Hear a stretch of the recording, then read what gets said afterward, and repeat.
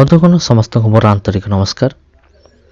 ଆଜିର ଭିଡ଼ିଓ ତିଆରି କରିବାର ମୁଖ୍ୟ ଉଦ୍ଦେଶ୍ୟ ହେଉଛି ଯେ ଅନେକ ଏପରି ଖ୍ରୀଷ୍ଟ ବିରୋଧୀମାନେ ଅଛନ୍ତି ସେମାନେ ପ୍ରଭୁ ଯୀଶୁଖ୍ରୀଷ୍ଟଙ୍କର ଆଶ୍ଚର୍ଯ୍ୟ କର୍ମକୁ ନେଇ ସେମାନେ ପ୍ରଶ୍ନ କରନ୍ତି ଯେ ଦୁନିଆରେ ଯଦି ଭୂତ ପ୍ରେତ ନାହାନ୍ତି ତେବେ ଯୀଶୁଖ୍ରୀଷ୍ଟ ଆଶ୍ଚର୍ଯ୍ୟ କର୍ମ କିପରି କଟେ? ଆଉ ଯଦି ଦୁନିଆରେ ଭୂତ ପ୍ରେତ ନାହାନ୍ତି ତୁମେ କିପରି ଆଶ୍ଚର୍ଯ୍ୟ କର୍ମ କରୁଛ? ଭୂତ କେମିତି ଛଡ଼ଉଛ? ତୁମେ କେବଳ ଏକ ବାହାନା କରୁଛ, ଆଉ ତା ଛଡ଼ା ଆଉ କିଛି ନାହିଁ। ଏହିପରି ଅନେକ ପ୍ରଶ୍ନ କରନ୍ତି ଯେ ଦୁନିଆରେ ଭୂତ ପ୍ରେତ ନାହିଁ। ତେଣୁ ବାଇବଲରେ ଯେଉଁ ଭୂତ ପ୍ରେତ ବିଷୟରେ ଲେଖା ଅଛି ତାହା ସମ୍ପୂର୍ଣ୍ଣ ମିଥ୍ୟା ଅଟେ। ବାଇବେଲ ଏକ ମିଥ୍ୟା ପୁସ୍ତକ ଅଟେ। ତେବେ ବନ୍ଧୁଗଣ, ଆଜିର ଭିଡ଼ିଓରେ ଆମେ ମନ୍ଦ ଶକ୍ତିକୁ ନିଜ ଆଖିରେ ଦେଖିବା ଆଉ ଆମେ ଜାଣିବା ଯେ ବାଇବଲରେ ଯେଉଁ ଭୂତ ପ୍ରେତ ବିଷୟରେ ଲେଖା ଅଛି ତାହା ସତ୍ୟ ଅଟେ। ତେବେ ଦେଖନ୍ତୁ, ଜୁମ୍ କରିକି ଏଠାରେ ଏକ ଛାୟାକୁ ଆମେ ଦେଖିବାକୁ ପାଉ।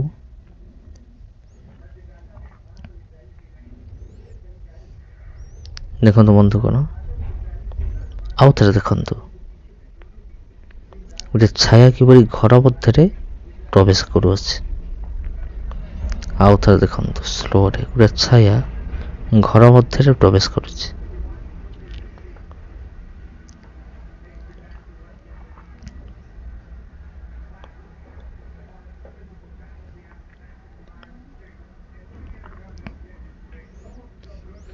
ତେବେ ବନ୍ଧୁଗଣ, ଦୁନିଆରେ ଭୂତ ପ୍ରେତ ଅଛନ୍ତି, କାରଣ ପ୍ରଭୁ ଯୀଶୁଖ୍ରୀଷ୍ଟ ମଧ୍ୟ ନିଜେ ଭୂତ ପ୍ରେତ ବିଷୟରେ କହନ୍ତି ଯେ ପ୍ରାର୍ଥନା ଉପବାସ ବିନା ଏହିପରି ଭୂତ ବାହାରିଯାଏ ନାହିଁ। ତେବେ ଏଠାରେ ଦେଖନ୍ତୁ, ଏଠାରେ ଗୋଟେ ସିକ୍ୟୁରିଟି ଗାର୍ଡ ଅଛି। ତଳେ ଏକ ଏପରି ଜିନିଷ ପଡ଼ିଛି ଯାହାକି ୟା ଉପରକୁ ଦେଖନ୍ତୁ, ତଳୁ ଉପରକୁ କେମିତି ତା ଉପରକୁ କିପରି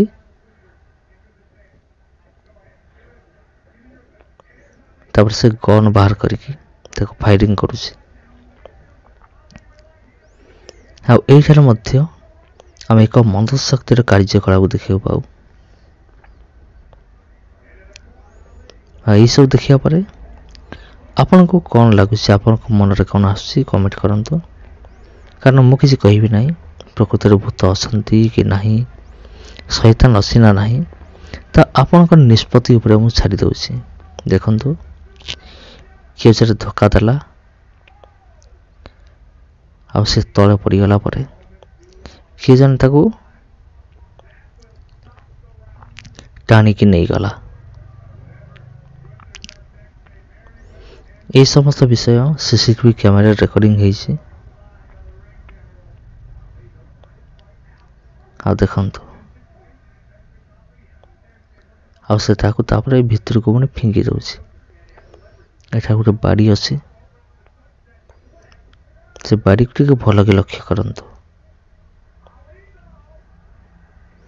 ଆପେ ଆପେ ଘୁଷିଗଲା, ଯାହାକି କ୍ୟାମେରାରେ ରେକର୍ଡିଂ ହେଇଗଲା। ତେବେ ପ୍ରିୟ ବନ୍ଧୁ, କ'ଣ ଏହାକୁ ଦେଖିବା ପରେ ଆପଣ କ'ଣ ଭାବୁଛନ୍ତି? ଆପଣଙ୍କ ମନର କଥା କୁହନ୍ତୁ।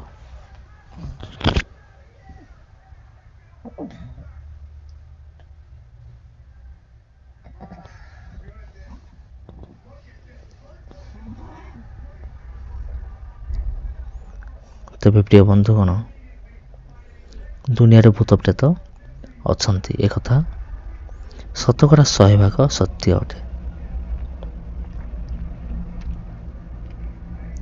ଆଉ ଦେଖନ୍ତୁ, ଏଠାରେ ଗୋଟେ ପଶୁ ନିଜର ଖାଦ୍ୟ ଖାଉଛି। ଖାଇବା ସମୟରେ ତା ସହିତ ଏହିପରି କିଛି ଘଟୁଛି। ଏକ ମନ୍ଦ ଶକ୍ତି ଗୋଟେ ଛାୟା ଆସୁଛି, ଗୋଟେ ସେକେଣ୍ଡରେ এই ଜନ୍ତୁଟିକୁ ଗାୟବ କରିକି ନେଇଯାଉଛି। ଦେଖନ୍ତୁ, ଗୋଟେ ସେକେଣ୍ଡରେ।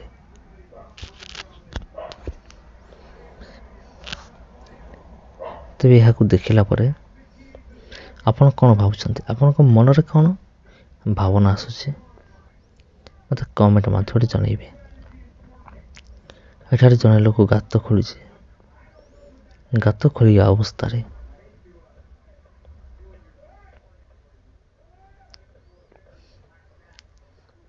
ଦେଖନ୍ତୁ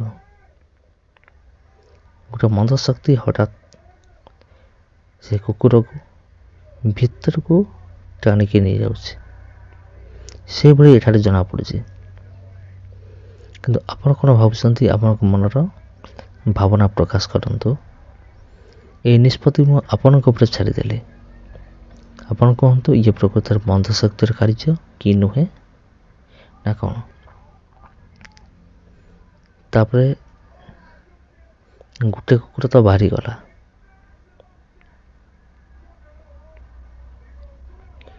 କାରଣ ଲୋକମାନେ କହନ୍ତି ପଶୁମାନେ କୁକୁର ହେଉ ବିଲେଇ ହେଉ ଏମାନେ ଭୂତ ପ୍ରେତକୁ ଦେଖିପାରନ୍ତି ବୋଲି ଲୋକମାନେ କହନ୍ତି। ତେବେ ଏଠାରେ ଗୋଟେ ଝିଅ ନିଜର ମୋବାଇଲରେ କାମ କରୁଛି। ପଛରେ କିଛି ଗୋଟେ ପଡ଼ିଗଲା। ସେ ଦେଖୁଛି ପଛରେ କେହି ନାହାନ୍ତି। ତାପରେ ପୁଣି ସେ ଅଚିନ୍ତାରେ ମୋବାଇଲରେ ନିଜର କାମ କରିବା ସମୟରେ ଦେଖନ୍ତୁ ତା ସହିତ କ'ଣ ହେଲା। ଆପଣ ଦେଖୁଥିବେ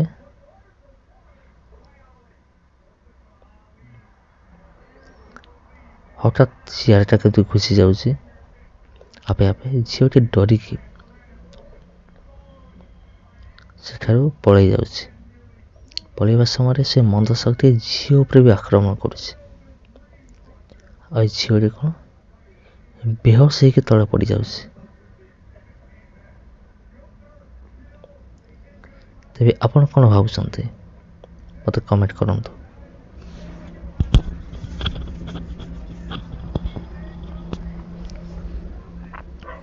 ତେବେ ଦେଖନ୍ତୁ ଏଠାରେ କେହି ନାହାନ୍ତି।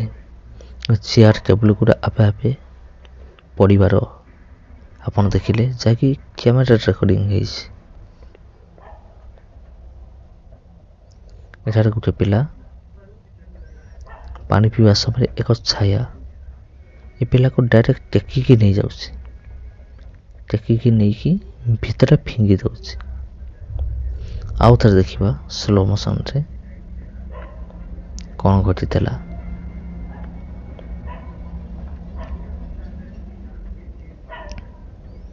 ଏଠାରେ ଗୋଟେ ପିଲା ବାହାରୁଛି। ଦେଖନ୍ତୁ ଆଉ ଥରେ ଏକ ଛାୟା କିପରି ଆସିକି ଜାବୁଡ଼ି ଧରିକି ତାକୁ ପୁଣି ଥରେ ଭିତରକୁ ନେଇକି ପକେଇ ଦେଉଛି।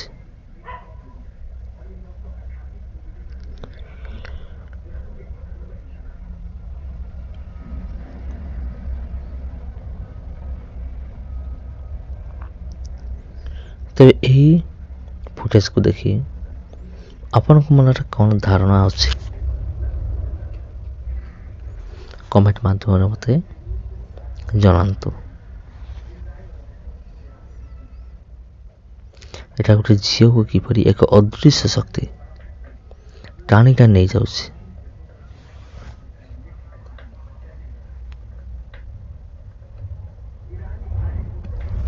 ଆଉ ଥରେ ଦେଖନ୍ତୁ।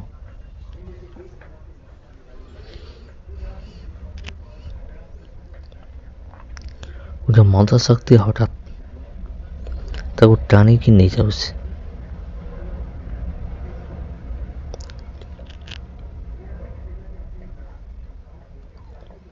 ଏଠାରେ ପିଲା ହଠାତ୍ ଜଣାପଡ଼ୁଛି କିଏ ଜଣେ ଟାଣିକି ନେଇଗଲା ଏ ପିଲାକୁ।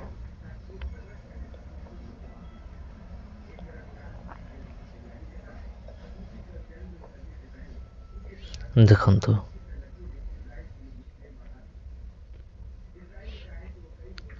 ତେବେ ଦୁନିଆରେ ପରିବେଶରେ ଅଛନ୍ତି ମାନେ ଦୁନିଆରେ ମନ୍ଦ ଶକ୍ତି ମଧ୍ୟ ରହିଅଛି, ଯାହାକୁ ଅସ୍ୱୀକାର କରାଯାଇପାରେ ନାହିଁ। ତେବେ ପ୍ରିୟ ବନ୍ଧୁଗଣ, ଆପଣ ଦେଖିପାରୁଥିବେ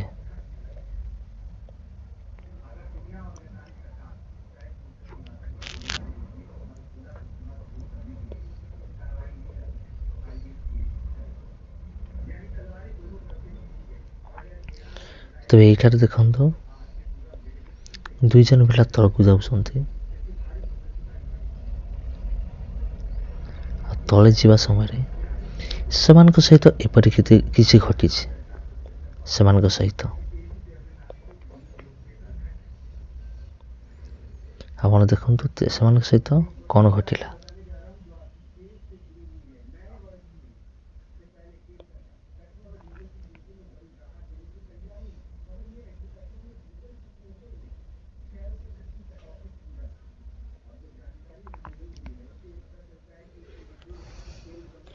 ଦୁଇ ଜଣ ପିଲା ଯାଉଛନ୍ତି।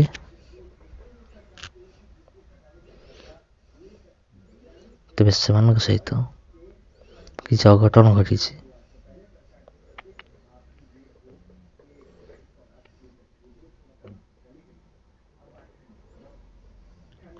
ସେମାନେ ପୁଣି ପଛକୁ ଫେରି ଆସିବା ନିମନ୍ତେ ବାଧ୍ୟ ହେଉଛନ୍ତି, ଯାହାକି ଆପଣ ନିଜ ଆଖିରେ ଦେଖିଲେ।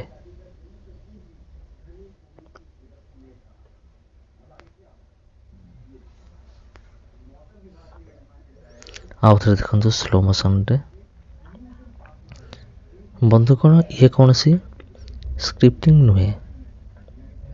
ଏ ସତରେ ଯାହା ଘଟିଛି ତାହା ମୁଁ ଆପଣଙ୍କୁ ଜଣାଉଛି। ଏଠାରେ ଦେଖନ୍ତୁ ଯେଉଁ ଚିହ୍ନ ଆପଣ ଦେଖୁଛନ୍ତି, ଏଠି ଗୋଟେ ଚେୟାର ଅଛି।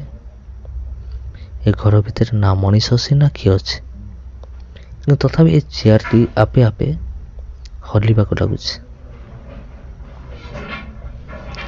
ତେବେ ଚେୟାରଟି ଆପେ ଆପେ ହଲିବାରେ ଲାଗିଛି। ତେବେ ଆପଣ କ'ଣ ଭାବୁଛନ୍ତି ଏଟା ପ୍ରକୃତରେ କ'ଣ? ଦେଖନ୍ତୁ ଚେୟାରଟି କିପରି ଆପେ ଆପେ ହଲୁଛି, ଆପେ ଆପେ ଚାଲୁଛି, କିନ୍ତୁ ଭିତରେ କେହି ନାହାନ୍ତି। ବାଇବେଲରେ ଏପରି ଅନେକ ଉଦାହରଣ ଅଛି।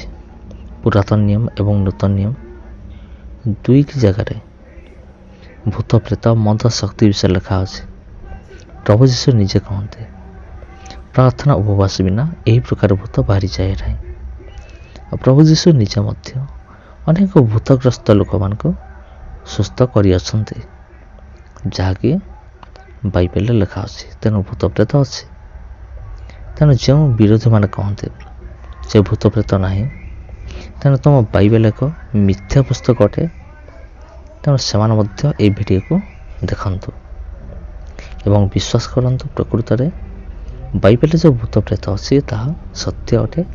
ଆଉ ଦୁନିଆରେ ଭୂତ ପ୍ରେତ ଅଛନ୍ତି।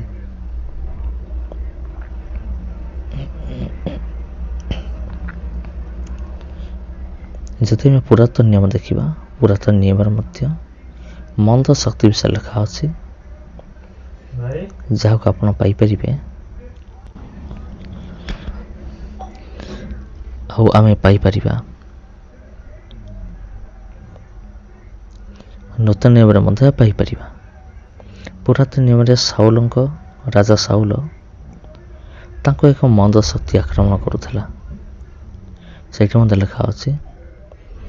ଆମେ ବାଇବେଲରେ ମଧ୍ୟ ଆମେ ଦେଖୁ ଅନେକ ଜାଗାରେ ଭୂତଗ୍ରସ୍ତ ଲୋକମାନଙ୍କୁ ପ୍ରଭୁ ସୁସ୍ଥତା କଲେ।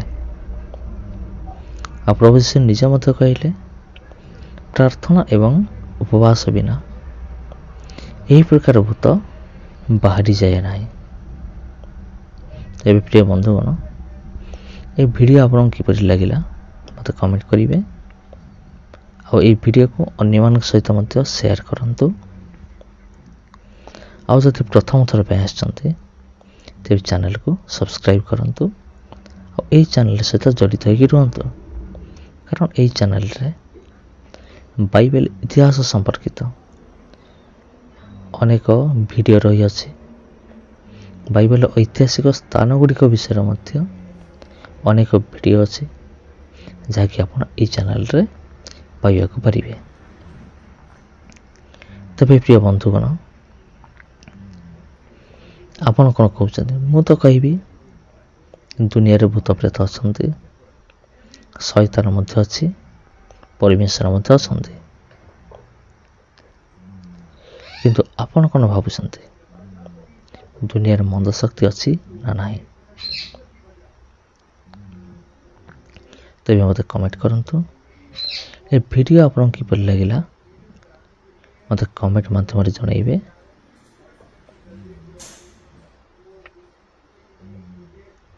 ଆଉ ଆଗାମୀ ଦିନମାନଙ୍କରେ ବାଇବେଲ ଇତିହାସକୁ ନେଇ ଅନେକ ଭିଡ଼ିଓ ଆସୁଅଛି।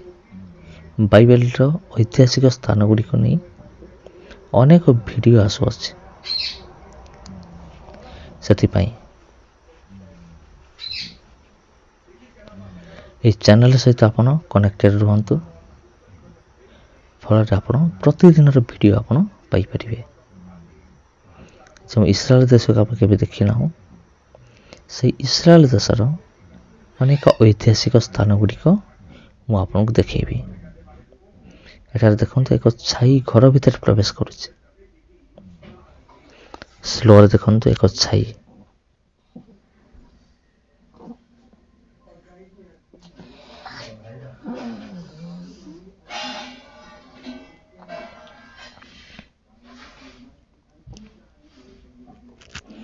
ତେବେ ପ୍ରିୟ ବନ୍ଧୁ କ'ଣ ଏଠାରେ ମଧ୍ୟ ଆମେ ଦେଖୁ ଏକ ଛାୟା କିପରି ଗତି କରୁଛି।